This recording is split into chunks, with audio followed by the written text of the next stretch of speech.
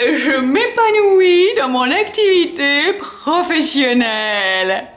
Je m'épanouis dans mon activité professionnelle.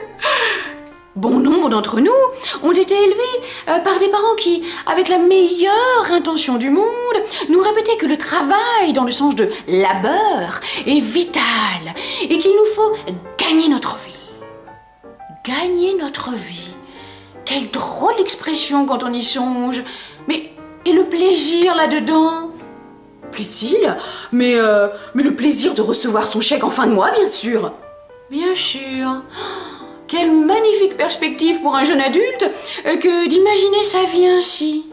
Et pourtant, dès aujourd'hui, dès cette seconde, nous avons la possibilité de changer de paradigme et de mettre le plaisir en priorité dans notre vie créative, par exemple. Plaisir qui entraînera le gain d'argent.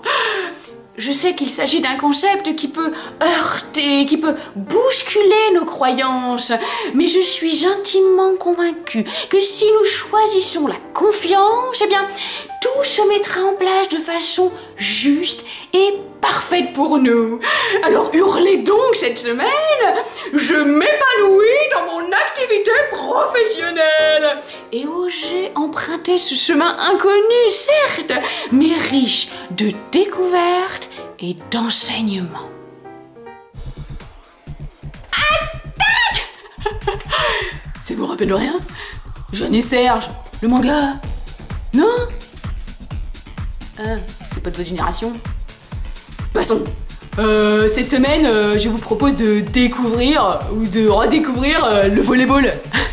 Alors, si vous pouvez pas vous entraîner en équipe, bah, faites-le à deux, voire tout seul, mais contre un mur suffisamment haut. Hein.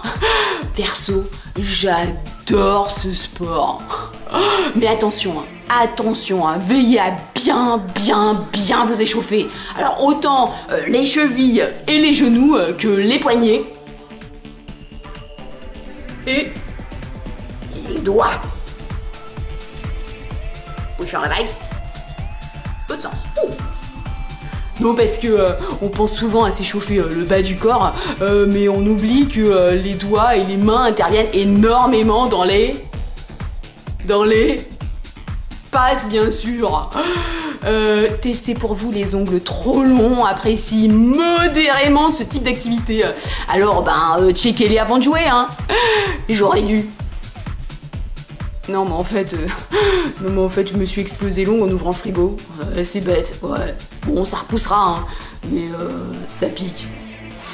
En attendant, allez-y à votre rythme et surtout, amusez-vous. Ouais, je sais, je radote, mais ça va finir par s'ancrer en vous, hein. Faut être coach, hein. J'adore les animaux.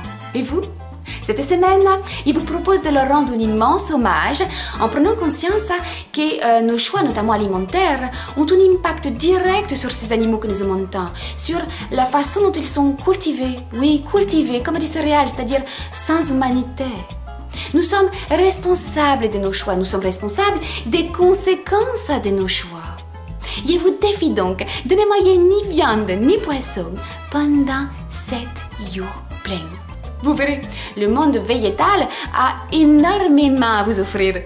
Que meilleur d'autres? Eh bien, des légumes, des légumineuses comme les haricots rouges, les pois chiches, les lentilles, ou encore les céréales. Vous verrez, ce ne sont pas les recettes qui manquent. En revanche, les carottes râpées industrielles surchargées en sel, en sucre et en gras, vous pouvez oublier tout de suite. Mon rêve serait que plus personne n'ait envie de manger ni viande ni poisson. Je peux rêver. En attendant, j'aimerais juste vous donner envie de relever les défis qui consistent à mailler différemment. Ensuite, qui sait, peut-être aurez-vous à cœur de modifier vos habitudes alimentaires. Cette semaine, la figue. Elle est très riche en fibres et en minéraux, notamment le potassium. Elle est aussi une bonne source d'oligo-éléments, dont le fer. Il existe plusieurs variétés de figues, les violettes par exemple, ainsi que les vertes. Tiens, une idée recette. Un smoothie figue-banane que vous obtiendrez en mélangeant les figues et les bananes dans un blender. petit aigrin, un raffole. La citation de la semaine. Le bonheur, on ne le trouve pas, on le fait. Le bonheur ne dépend pas de ce qui nous manque, mais de la façon dont nous nous servons de ce que nous possédons. Merci Arnaud Desjardins. J'ai failli me cramer les cheveux.